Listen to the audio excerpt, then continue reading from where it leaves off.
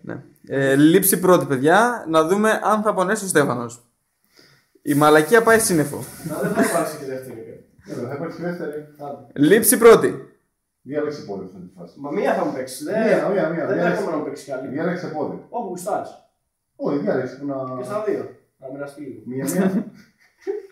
Όχι μία. Μία και το τέλος, τελευταία. Μα πες μου ότι θα το κάνεις. Πράγμα.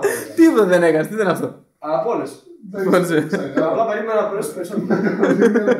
Δεν με ικανοποίησε. Εντάξει, τι. 50 ευρώ θα πάρω. Να μην πονέσω. Θα πάρω έτσι, θα το πάρω με την αξία μου. Πες μου πότε θα χτυπήσεις όμως. Στο 3. Μόνο πού να χτυπήσεις κάτι. Αν το χτυπήσεις πριν το τρίτο, θα φας και εσύ από μένα. Στο 3, όταν πω το 3. 1, 2, 3. Πα! 1, 2, 3.